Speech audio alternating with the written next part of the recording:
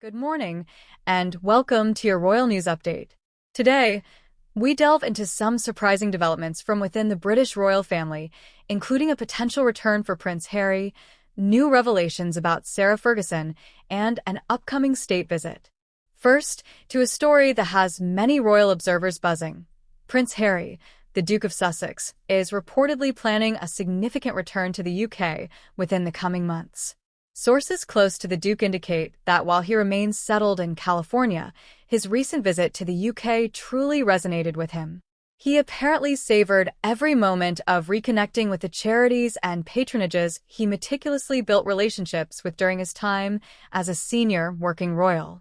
This 4-day trip was not just about fulfilling engagements.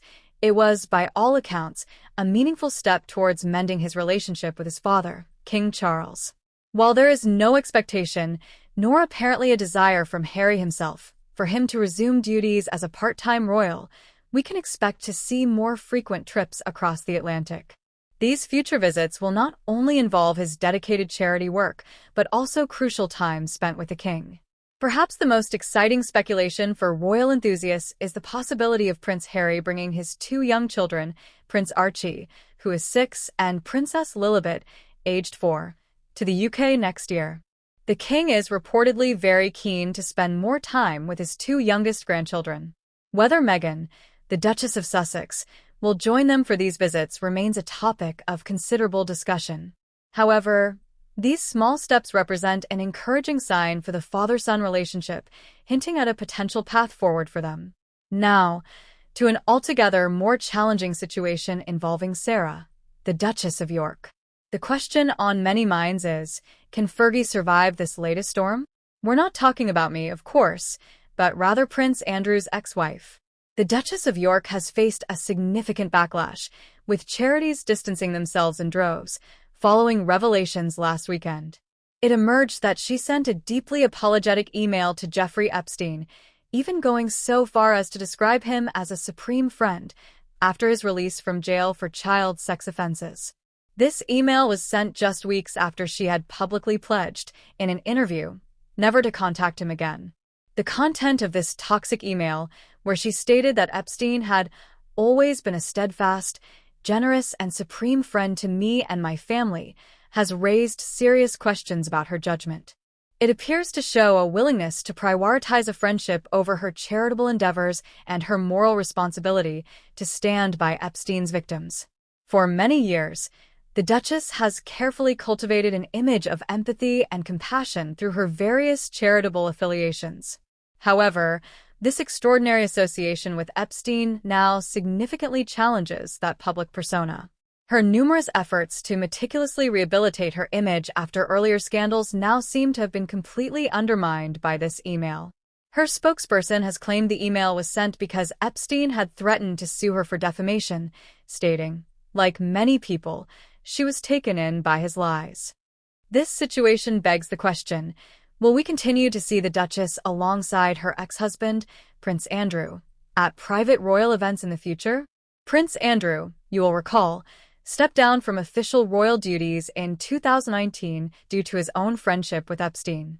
Earlier this month, both Andrew and Fergie joined senior working members of the royal family for the Catholic funeral of the Duchess of Kent, and before that, they were seen together at the Easter Matin service in Windsor. However, sources suggest that this latest revelation is now considered one scandal too many. There is significant pressure on King Charles to finally distance himself from the Yorks once and for all. While Princesses Beatrice and Eugenie are expected to remain within the royal fold, it is now deemed highly unlikely that Andrew and Fergie will be permitted to be photographed with the family again. The Prince of Wales, William, has reportedly maintained a resolute viewpoint since his uncle's disastrous Newsnight interview, believing there is no longer a place for either Andrew or Fergie in public royal life.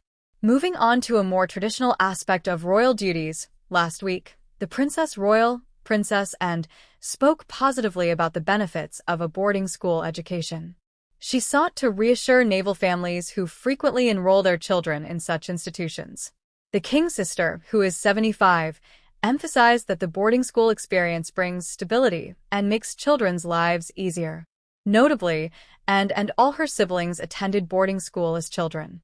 King Charles, Prince Andrew, and Prince Edward all boarded at Gordonstoun School, which was then an all-boys institution, located on the north coast of Scotland.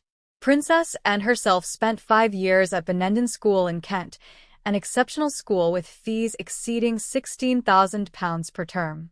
In other news, Windsor Castle is already bustling with preparations for its next state visit, despite having only recently bid farewell to its previous guests, Mr. and Mrs. Trump, a week ago.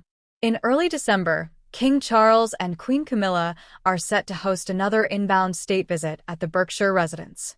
While the details are currently being kept under wraps, sources suggest it may not be as grand as the previous occasion, where Britain showcased its full pomp and ceremony to welcome the U.S. president. Nevertheless, this upcoming visit will include all the traditional elements that royal fans have come to expect: a majestic carriage procession, a formal ceremonial welcome, and a glittering state banquet. We eagerly anticipate this event. Finally, the Prince and Princess of Wales, William and Catherine, have sometimes faced criticism for their unconventional approach to royal duties. However, their recent trip to Southport last week clearly demonstrated the significant positive impact their method can have. They have intentionally carved out a role that focuses on a smaller, more concentrated number of projects, allowing them to achieve a greater impact.